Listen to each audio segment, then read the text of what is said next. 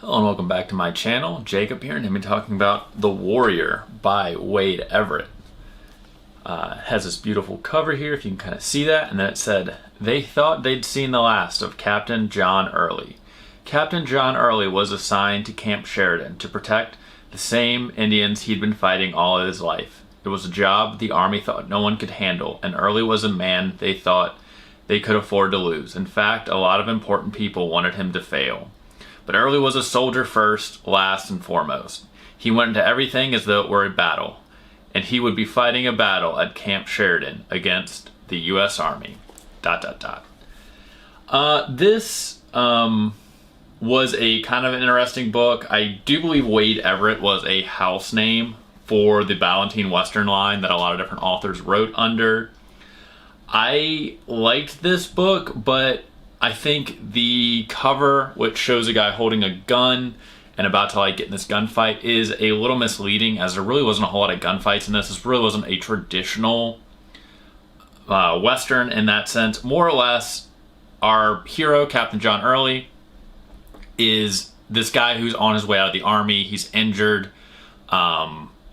He's got these battle scars. He doesn't look pretty in uniform, and he's not using the Army as a political tool to get a career outside of the military.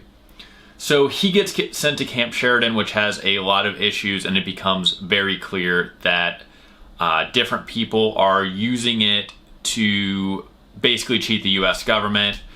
Different people who were set up there to oversee the camp are in fact embezzling from it, and because of that, the people they are there to protect and help rehome, and basically the whole purpose of being isn't being done, and people are starving in Camp Sheridan. And this is where John Early gets there and starts busting heads and sorting out the military and government bureaucracy behind the entire camp. That's basically the book. I don't want to give away the ending. If you do come across a copy and you want to read it, it was fun, but it was more or less historical fiction than what I think of a Western, because it was much more about this man trying to hold on to the last vestiges of his military career while at the same time sorting through a bunch of BS. There really, like I said, there wasn't a lot of action. There wasn't a lot of gunfights. Of course, and it wouldn't be a Western if he didn't fall in love with somebody, so he does find a local widow around Camp Sheridan that he falls madly in love with.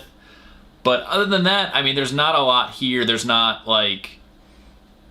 that I would think of as a traditional Western. There's not, the one big bad guy from the very beginning that he's going to have a gunfight with or anything like that. It's him just finding out who's cheating on their supplies, basically, who's stealing supplies to resell them.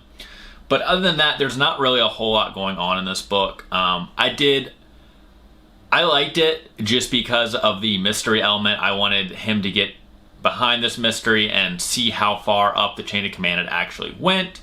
But other than that, like I said, there wasn't a lot here action-wise to hold me.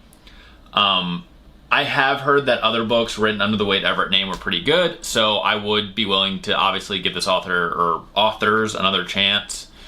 Because once again, I do believe Wade Everett was a house name. Feel free to correct me in the comments if I'm wrong, but I think I did a little research on this book and I swear that's what they said. But other than that, yeah, that was alright. If you find it on the shelf and you want a Western that's a bit different from a Louis L'Amour or William Johnstone or something that's just action-packed and you just want a quick read, this wasn't very long. I don't even think it was. I think it was maybe right around 200 pages. Oh, it wasn't even that. It was 160.